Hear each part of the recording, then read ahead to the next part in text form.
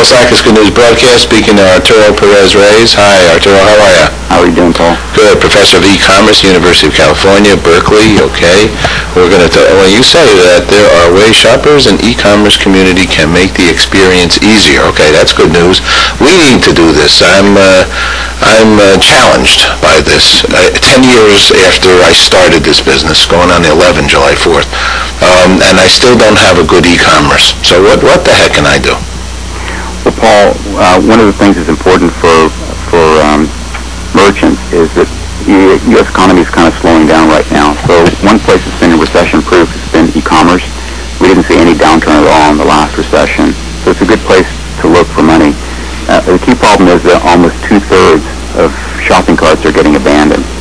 People, in other words, are clicking on the checkout button and then not fulfilling the transaction at the last minute. And the reason's pretty simple. Almost half of it is because people are confronted with shipping and taxes that they did not anticipate. So those gotchas kind of turn them away. Another problem is availability. So they find that they don't have the payment options that they're looking for. They can't find their wallet, or they can't find their username or password anymore. Okay, that's not good news. So why would, in essence, well, how do we resolve these kinds of things? I would imagine every merchant would not be happy knowing that, in essence, the door was stuck to get into their shop. Well, imagine if you went to a grocery store and 53% of the shopping carts were lined up in the alley. My dad wouldn't like him selling shoes, I'll tell you that. You can't get in, he's inside, they're outside. My dad would have figured that away. He would have gone through the roof or climbed the tunnel to get them to the shoes. Well, absolutely, and the better e-commerce merchants have done that. So you can have pretty easy shopping experiences at some of their websites. Places like, Dell would be a good example. Amazon would be another one. You really want, for the merchants, they really want to be transparent. You don't want to have any hidden gotchas. You want to provide pricing information early. Another thing is you want to remove uncertainty. So people want to be able to use familiar payment options, their credit cards, things like PayPal. They need to be able to find the shippers that they're used to so they can fulfill with confidence. Another thing, too, is people just don't invest in website optimization, so it's difficult to use. And people get turned away because they have to re-enter information, or they can't leave and then come back and find the transaction anymore. And finally, with both retail and online sales, there's always these fears right at the end when somebody's going to plunk the money down. So people are concerned about price. They're worried about what other people will say. They're worried about buyer's remorse. They're worried about quality. And especially online, they're worried about information security. Now, there was some research study here done by PayPal, I believe, right? That's right. So they commissioned a study with ComScore. Okay, and what were some of the findings? Well, they found that two-thirds of the shopping carts were being abandoned. They found a little bit of a difference between genders in terms of women being more likely to abandon than men. That's kind of important because women are critical to large purchase decisions. So you really want to have these website usability studies kind of drill in on how it would make it more, make women more comfortable with the website. Well, I mean, don't they sometimes have locks on these? I mean, we use PayPal, so, so I give them my payment information. How does somebody, a consumer, know that it's safe? Well, whenever you're using a credit card, you always have a limited liability, and you can always have the charges reversed. So that's a good system.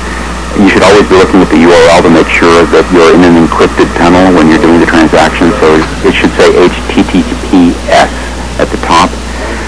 Another thing that people should do is, aside from having antivirals, they really need sophisticated spyware on their computer, anti-spyware on their computer. So, for example, use adware, things like Spybot Destroyer, to kind of comb through your computer. And if you're really concerned, like when I do online banking, because the consequences of a breach would be so high, I use a virgin version of the operating system. So I'll stick a Linux disk in and launch Linux on my computer.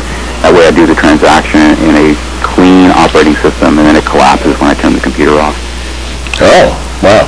Hey, you know your stuff. Well, there's another option, too, that's kind of pushing its way into the consumer world right now. It's coming from Zone Alarm. It's called Force Field. Basically the same thing.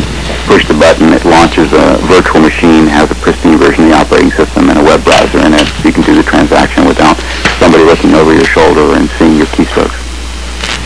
Okay. All right. Well, let me ask one other thing, incidental charges. Is there fine print somewhere that you need to be careful about? This is a problem with the less reputable merchants, that there's a lot of hidden gotchas. So, for example, shipping fees can be really, really high because you had a low cost on the product, or they'll force you to talk to somebody. So go to the really cheap camera stores. You end up on the phone with somebody, and they're going to try and upsell you. And if you don't upsell, for example, I was trying to buy a camera, $1,000 camera for $500, and when I wouldn't upsell back to $1,000, they just wouldn't fulfill the transaction. So there's things that people should be looking for. I like this, the Linux. That's a new one on me. Where can we learn more about things like this? Well, for fraud in general, you should go to the FTC, so ftc.gov. Many states have really good privacy sites.